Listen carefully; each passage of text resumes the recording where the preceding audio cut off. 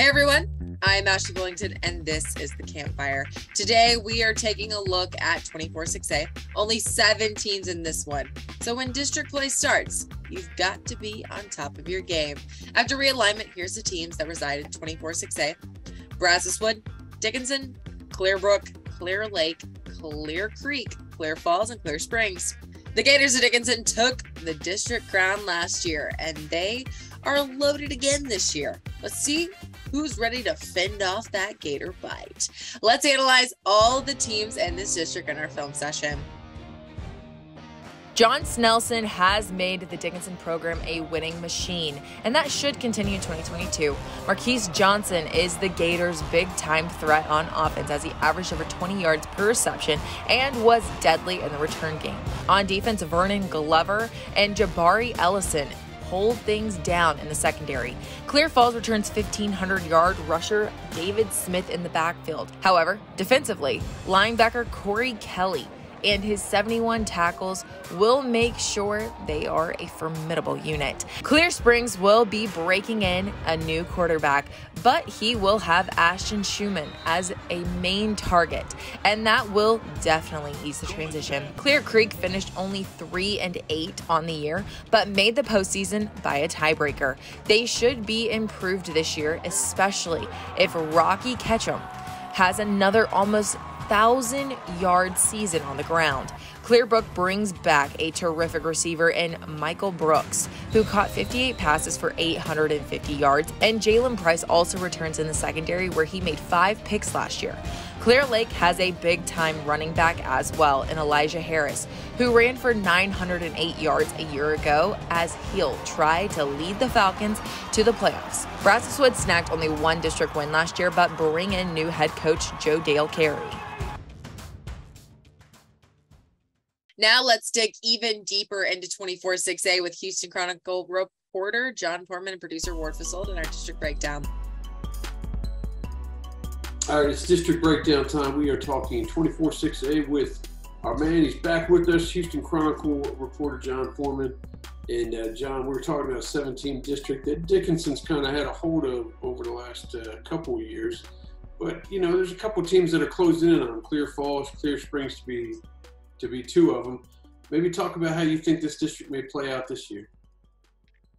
Yeah, Dickinson, obviously, you know, they've got the tradition. They've got an outstanding program down there. You know, they're going to be the team to beat, I think, coming into this year. But that being said, they are going to have some questions, particularly on offense, where they lost 2 dynamic players, you know, with their quarterback and big tight end Donovan Green going to Texas A&M. But yeah, I mean, you know, you got playmakers in the secondary like Vernon Glover Jr., who just committed to TCU. You know, they got a really good wide receiver as well coming up. So, you know, they're always going to have talent down there. I think until somebody can knock them off, they're the team to beat. But yeah, I mean, you talk about Clear Falls, you know, that's a really interesting team. You know, I love what they have there with running back David Smith, who rushed for over 1,500 yards last year. And then Clear Springs, you kind of saw what they did offensively last season, and you think if they can get anywhere close to that and maybe, you know, tighten up the defense a bit, that they could be a real challenger as well. So, yeah, I mean, you know, looking up and down this district, though, you know, I'm looking at the returning starters for the rest of these teams kind of in the lower ranks of the standings from last year, and a lot of them are returning a lot of starters. So I think that can make for some really competitive games. That's it for our districts, man. I mean, yeah. We knocked them all out, and we still got 1 more week before the season starts. So next week we're going to talk. We're going to tap your mind, find out what you think about who might make some runs in the playoffs as well in each of these classifications here in Houston. So get ready for that, Johnny. Sounds good. The guys had much more to say on this district, and you can catch the entire district breakdown this Wednesday on our social media platforms. We've heard about the teams. Now let's take a look at some of the athletes to watch out for and our players on the rise. David Smith of Clear Falls is the best returning running back in the district. As a junior, Smith ran for almost 1,600 yards and 18 touchdowns as he was a unanimous first-team All-District player. If it's true that speed kills, then Smith is a stone-cold assassin, as his quickness gets him down the field quickly. David is also a threat in the passing game as he is an excellent check-down option. As an offensive tackle, Clear Springs' Nick Fatigue is an absolute punisher. At 6'4" and 275 pounds, Fatigue doesn't only have to block you, he wants to destroy you. His blocks are usually not over until you're flat on your back like a pancake, dripping with maple syrup. Fatigue is a pure athlete too, as he can dunk a basketball standing still under the basket and is an Olympic national weightlifting finalist. Joey McGuire got himself a good one at Texas Tech. At Dickinson, the Gator defense is led by 3-year starter Vernon Glover at cornerback. Glover is a returning first-team all-district player because of his ability to read the quarterback's eyes and break up passes. Vernon is also a special teams dynamo, as he has blocked several field goals and extra point attempts in 2021. Glover verbally committed to TCU last week. Corey Kelly is a playmaking linebacker for the Clear Falls Knights. Kelly made 97 tackles last year, with 16 of them being for losses. He also had 4 sacks. He's going to be a 3-year starter and has a thirst for contact. Oftentimes, it looks as though Corey is shot out of a cannon, as his quickness gets him to the ball carrier quickly, and then boom, that man goes down. Kelly is verbally committed to play at Baylor. Clear Falls has been a postseason regular of late, and they hope to be again in 2022. Orville caught up with the Knights head coach Zach Head in our Media Day segment. All right, it's Media Day. We are talking 24-6A with Clear Falls head coach Zach Head.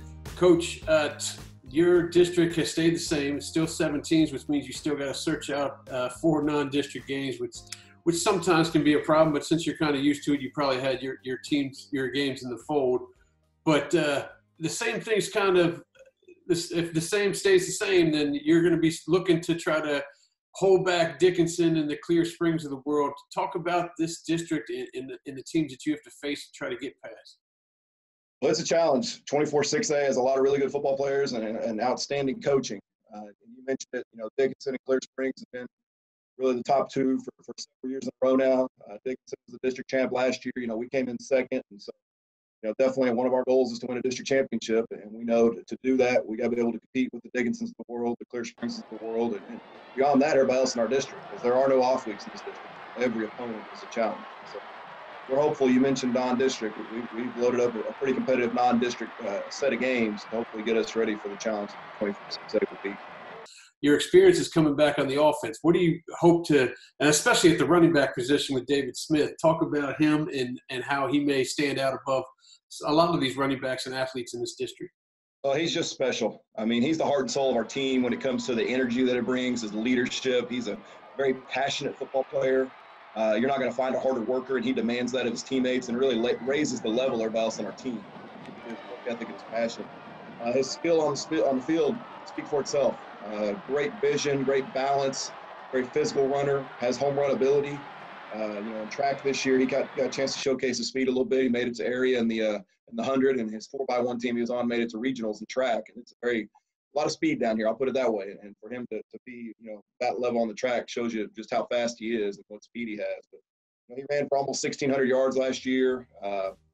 Catches the ball well out of the backfield also, blocks well, and he does it all. And he's a very talented player. But even on the bigger picture, what he brings to our program with his leadership really just raises the level of our team as a whole. Well, I appreciate you joining me, Coach, and good luck this season. We'll be out to several of your games and hope you make that playoff run. Thank you. Appreciate you.